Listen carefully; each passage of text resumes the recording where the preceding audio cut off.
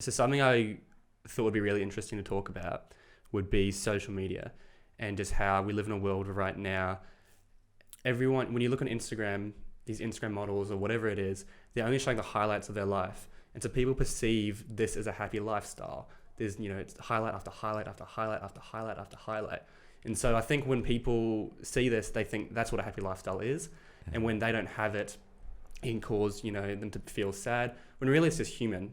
Being human is having highs and then having lows. Except on Instagram, we don't see the lows. Yeah. What are your thoughts on social media and affecting the younger generation with not depression, but, making kind of feeling shit about yourself or comparisons? Yeah.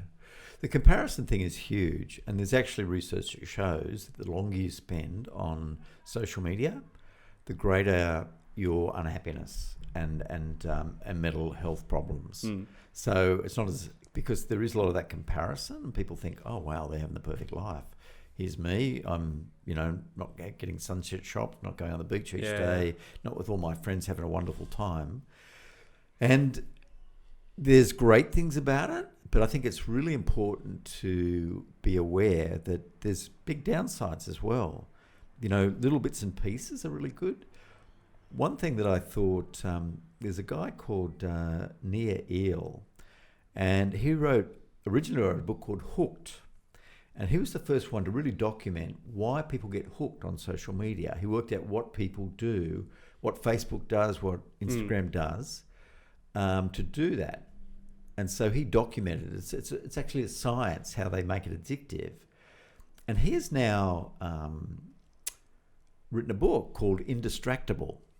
And so it's about how not to get hooked or how to be more focused in what you do. And one of the things that he recognizes is that social media in itself isn't a bad thing, but it can be a distraction. So if we're bored or we're a bit anxious or what have you, it can be quite natural to go to social media as a distraction. And so one of the first things he talks about in Indistractable is learning how to be comfortable with the internal triggers. Be comfortable just feeling bored, be comfortable feeling a bit stressed. I think I've heard this before. Because people, you sit down and have breakfast and you start watching YouTube, you can always go be stimulated by social media or some sort of, typically your phone or Netflix or whatever it is. So it's just being comfortable in the moment. Comfortable in the moment, and also comfortable with the fact that life isn't all, beer and honey or beer and Skittles. It's all of us have ups and downs. Being human, I think. It's being human, and it's knowing. And I think the big thing, if you do get comfortable with experience discomfort, it passes. It's even like hunger. I do intermittent fasting actually, and I used to think, well, if you get hungry, I'll just get hungrier and hungrier and hungrier. Well, you don't. You have it, and then it passes. And it's also the same with boredom or even a bit of distress. You can have discomfort, but it doesn't mean it's going to last forever. You can do breathing exercises. You can try and be really observant by looking, at a beautiful flower or something outside. Yeah. And it passes. And I think the thing with having the phones on us 24/7 is that's the natural thing that we move to distract ourselves. The second you're not engaging with someone or you're not doing anything, it's just instinct to pull out your phone and just meaninglessly scroll. You're not achieving anything. I do it all the time. I always catch myself. I'm like, why am I doing this? What's the purpose? I'm not even I'm just scrolling through my news feed. It's so pointless. But the thing you'll find, Byron, and you will have seen this, you go on a train or a bus, everyone's doing the same thing. Yeah.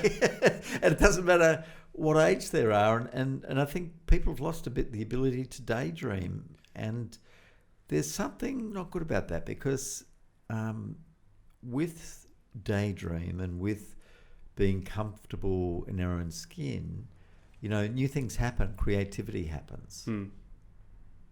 I think what I've kind of tried to do is like in the train or bus scenario, let's say I'm traveling somewhere, is I listen to a lot of podcasts. So I try, while listening to the podcast, just listen to the podcast. Don't scroll through your feed. Because sometimes I've done that and I'm like, I just did not listen to the past 10 minutes and I'll have to reverse it.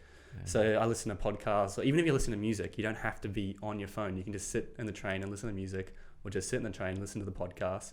And I find that's an effective way to kind of still get the stimulation, but not get the pointless scrolling. Yeah. So you can still kind of be in the moment, but while also kind of learning or listening, having, comedy podcasts, whatever it is.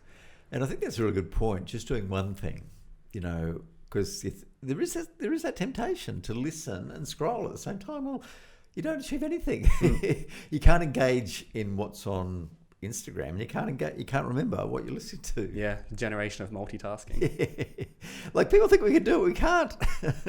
Like all the evidence says we can't. Yeah,